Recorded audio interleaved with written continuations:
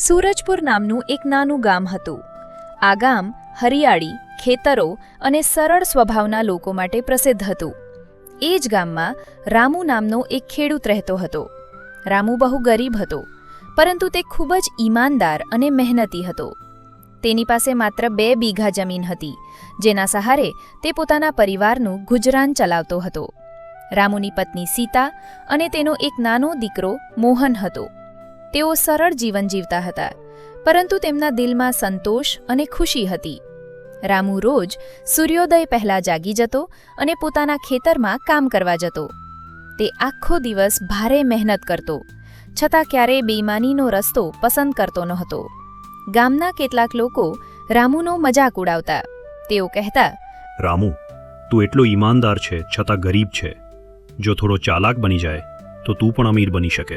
રામુ હસીને જવાબ આપતો, ઈમાનદારીથી મળેલી રોટલી સૌથી મીઠી હોય છે. બેઈમાનીથી મળેલી દોલત ક્યારેય સાચું સુખ આપતી નથી. એક દિવસ રામુ પોતાના ખેતરમાં હળ ચલાવી રહ્યો હતો. અચાનક તેના હળ સાથે કોઈ કઠોર વસ્તુ અથડાઈ. તેને માટી દૂર કરી અને જોયું તો ત્યાં એક જૂનો લોખંડનો બક્સ હતો. રામુએ ઉત્સુકતાથી બક્સ ખોલ્યો. અંદર ચમકતા સોનાના સિક્કા અને કેટલાક ગહના હતા. રામુ આશ્ચર્યમાં પડી ગયો. તેને ક્યારેય એટલી દોલત એક સાથે જોઈ નહોતી. એક ક્ષણ માટે તેના મનમાં વિચાર આવ્યો, જો હું આ બધું પોતાના પાસે રાખી લઉં તો મારું પરિવાર હંમેશા માટે ખુશહાલ બની જશે. પણ તરત જ તેની અંતર આત્માએ તેને રોક્યો. તેણે વિચાર્યું, આ દોલત મારી નથી, ચોક્કસ કોઈ બીજા માણસની હશે. મને તેને સાચા માલિક સુધી પહોંચાડવી જોઈએ. રામુએ બક્સ બંધ કર્યો અને તેને લઈને સીધો ગામના સરપંચ પાસે ગયો. સરપંચે જ્યારે બક્સ ખોલ્યો ત્યારે તે પણ આશ્ચર્યચકિત થઈ ગયો. તેણે પૂછ્યું, રામુ, તને આ ક્યાંથી મળ્યું? રામુએ સાચી વાત કહી દીધી. સરપંચે કહ્યું, રામુ, જો તું ઈચ્છે તો આ ખજાનો પોતાના પાસે રાખી શકે છે. કોઈને ખબર પણ નહીં પડે. રામુએ નમ્રતાથી કહ્યું, ના સરપંચજી, આ મારું નથી. હું તેને રાખી શકતો નથી. ઈમાનદારી જ મારી સૌથી મોટી સંપત્તિ છે. સરપંચ રામુની ઈમાનદારીથી ખૂબ પ્રભાવિત થયો. તેણે આખા ગામમાં જાહેરાત કરાવી કે જો કોઈનો ખજાનો ખોવાયો હોય તો આવીને ઓળખ કરીને લઈ જાય. થોડા દિવસ પછી ગામમાં એક વૃદ્ધ માણસ આવ્યો. તેનું નામ હરિરામ હતું. તેણે કહ્યું કે ઘણા વર્ષો પહેલા તેના દાદાએ પોતાના ગહના અને સોનાના સિક્કા ખેતરમાં છુપાવ્યા હતા, પરંતુ પછી તેમની મૃત્યુ થઈ ગઈ અને તે જગ્યા ભૂલી ગઈ.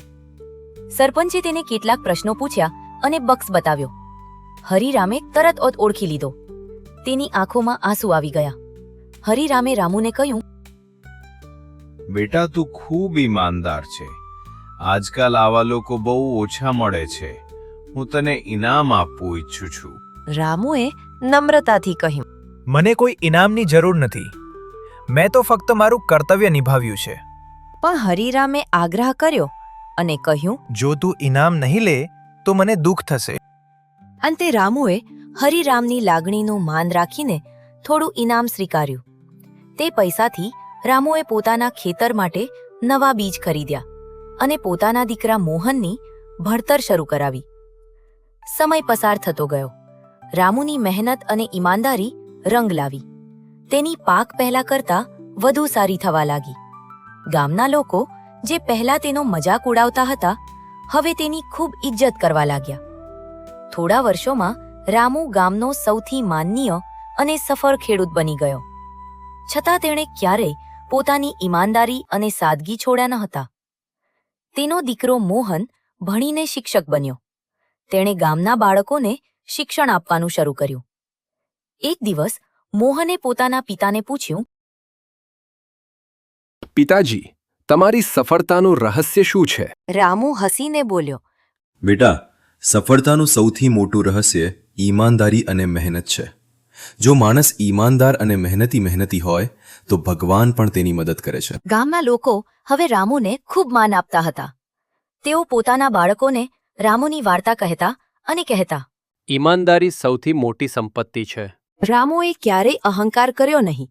તે આજે સાદગીથી જીવન જીવતો હતો અને હંમેશા સચ્ચાઈનો માર્ગ અપનાવતો હતો. શિક્ષા: ઈમાનદારી અને મહેનતથી મળેલી સફળતા જ સાચી સફળતા છે. બેઈમાનીથી મળેલી દોલત ક્યારેય લાંબા સમય સુધી સુખ આપતી નથી, પરંતુ ઈમાનદારીથી મળેલું માન જીવનભર સાથ આપે છે.